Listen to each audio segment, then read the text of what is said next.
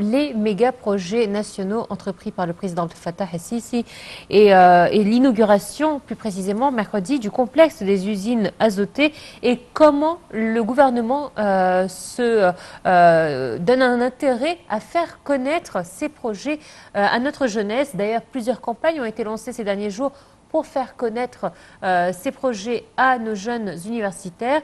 Nous a rejoint justement par téléphone Dr Mona El Halwani, consultante aux instituts nationaux spécialisés. Bonjour. Bonjour.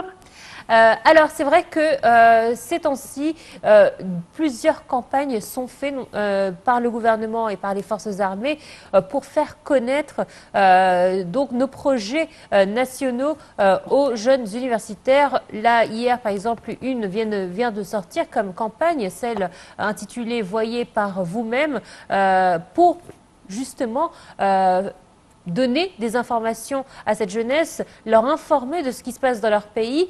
D'un point de vue éducatif, comment voyez-vous cette chose? D'abord, moi, je vois que c'est une invitation très intelligente et très correcte. Pourquoi? Parce que si, par exemple, on veut être fier de notre famille, disons, je dois connaître les bons membres de ma famille. Comme ça, je peux dire, ah, je fais partie de cette famille-là.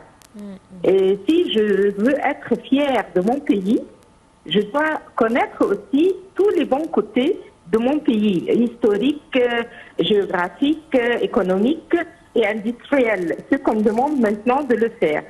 Donc, les jeunes doivent savoir et connaître et voir eux-mêmes ce qui se passe dans leur pays pour en être fiers.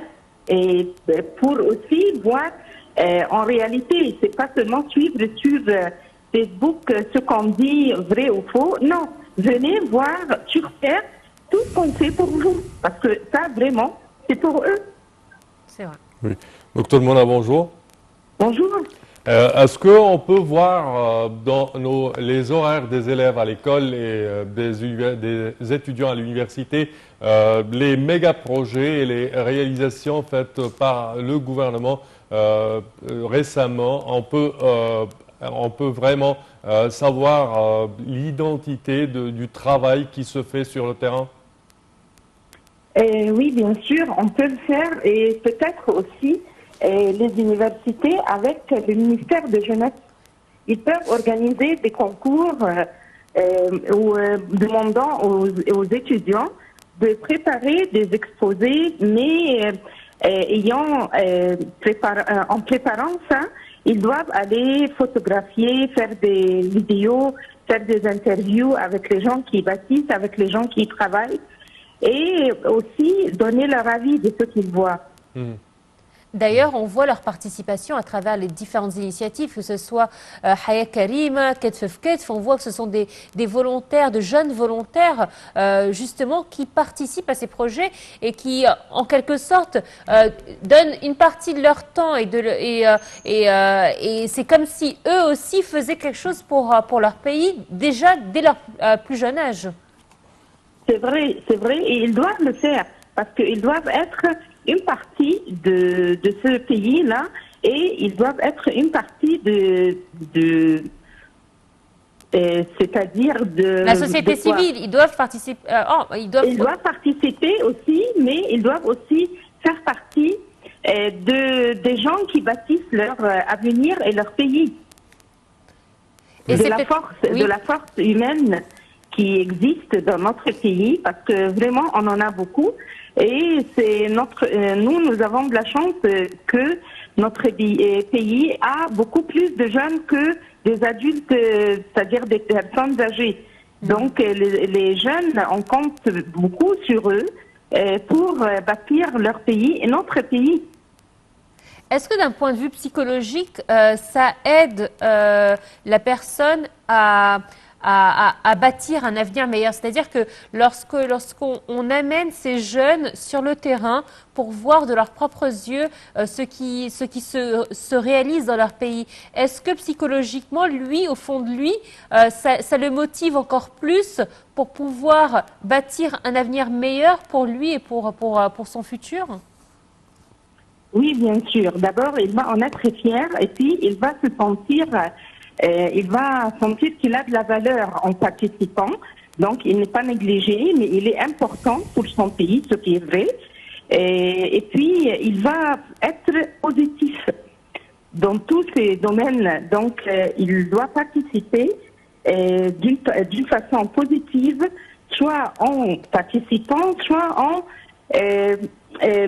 bâtissant. Pourquoi eux-mêmes, comme ils l'ont fait dans le projet de Haya Karima, pourquoi aussi ils ne vont pas pour aider et pour donner leur avis à la construction des grands, des méga projets, chacun dans son domaine. Ils peuvent aussi laisser leur trace eux aussi. Oui. Docteur Amona, quand on parle des élèves à l'école, le cycle secondaire, je dirais, est vraiment concerné par ces informations, concerné par avoir une expérience physique ou une expérience réelle pour vraiment pouvoir sentir ce qui se passe dans le pays. Pour moi, par exemple, j'organise de temps à autre des concours comme ça pour faire des exposés, des films, des vidéos sur ce qui est nouveau dans notre pays à travers nos élèves de préparatoire et secondaire. Et quand ils le font, ils sont très fiers de ce qu'ils voient et de ce qu'ils font. Et puis, ils se sentent aussi qu'ils sont valorisés, qu'on leur demande toujours à participer. On les traite comme si c'était vraiment des grands et ils le sont. Alors, je salue déjà votre idée de justement faire participer les élèves en leur demandant de faire des exposés et à s'intéresser à l'actualité du pays. Je trouve que c'est une très bonne idée de votre part. Est-ce que comment eux, ils le prennent? Est-ce que pour eux, ils apprécient de connaître ce qui se passe autour d'eux? Ils apprécient de voir ces méga projets de par leurs propres yeux. Dites-nous comment ça se passe. D'abord, la première fois qu'on avait fait ça, donc c'était une surprise pour eux. Et est-ce qu'il y a vraiment des choses à filmer et on faire des exposés? Et quand ils l'ont fait, on peut en faire encore plus. Bon, et on ne savait pas qu'il y avait ça. Pourquoi on ne le voit pas tout le temps sur Facebook? On voit seulement les points négatifs. Comme ça, ils comprennent que pas tout ce qu'ils lisent et tout ce qu'ils voient, c'est vrai. Oui. Mais ce qui est vrai, vraiment, ce qu'ils voient en réalité sur le terrain. Alors, docteur Mona Al-Halwani, merci à vous d'avoir participé à cette édition et de nous avoir fait part de toutes ces idées que vous partagez avec vos étudiants. Je rappelle que vous êtes consultante aux instituts nationaux spécialisés. Merci à vous. Allez, on enchaîne avec le reste de nos reportages et commentaires. Cette fois-ci, je vais vous parler d'une visite importante qui a eu lieu mardi dernier. Il s'agit de la visite de la reine Mathilde et de la princesse Elisabeth de Belgique qui étaient en Égypte pour une courte visite où ils ont eu l'occasion de donner une petite visite au palais du baron Empin au Caire, mais aussi ils ont fait une visite à Luxor où ils ont pu visiter différents sites emblématiques. Alors l'occasion pour la princesse de suivre les traces de son arrière-grand-mère, la reine Elisabeth, venue visiter l'Égypte il y a près de 100 ans. Voici les images.